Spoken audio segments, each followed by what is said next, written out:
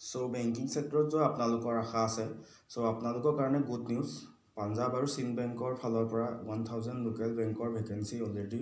আবেদন প্ৰক্ৰিয়া চলি আছে সো আজি ভিডিওটোত আমি সকলোখিনি এ টু জেড আলোচনা কৰিম কোনে কোনে এপ্লাই কৰিব পাৰিব তাৰ লগতে এলিজিবিলিটি ক্ৰাইটেৰিয়া অসমৰ কাৰণে কিমানটা পদ আছে আৰু আপোনালোকৰ এক্সাম প্যাটাৰ্ন কেনেকুৱা হ'ব সিলেকশন প্ৰসিডিউৰ স্যালাৰি ষ্ট্ৰাকচাৰ কি হয় এ টু জেড আপোনালোকে এই ভিডিওটোত পাই যাব তো ভিডিওটো মোৰ লগত শেষলৈকে চাই যাব যাতে মই দিয়া সকলো ইনফৰমেশন আপোনালোকে মিস কৰিব নোৱাৰে সো আপোনালোকে যে এপ্লাই কৰিব আপোনালোকে সুবিধাখিনি পাওক তো আৰম্ভ কৰিব হওক অনলাইন এপ্লিকেশনৰ কাৰণে লাষ্ট ডেট হৈছে 20 এপ্ৰিল 2026 টোটাল পোষ্ট আছে 1000 লোকেল বেংক অফিচাৰ পোষ্ট এলভিউ এতিয়া চাওঁ হওক এলিজিবিলিটি ক্ৰাইটেৰিয়া কি হয় Education qualification. Candidate must have a graduation degree in any discipline from recognized university.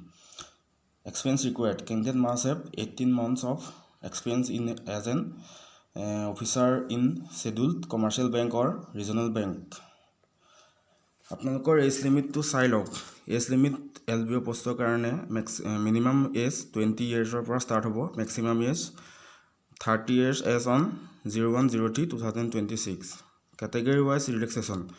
OBC 3 years SC 5 years STP and STH structure non-refundable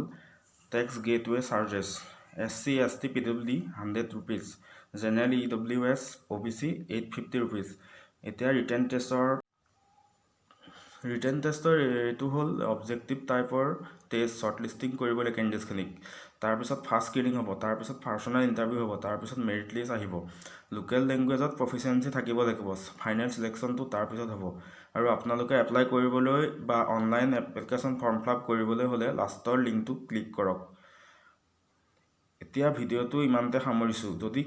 মোৰ ভিডিওটো চাই ভাল লাগিল ভিডিওটো লাইক কৰিব আৰু চেনেলটো সাবস্ক্ৰাইব কৰিব ভিডিওটো চোৱাৰ বাবে ধন্যবাদ জয় অসম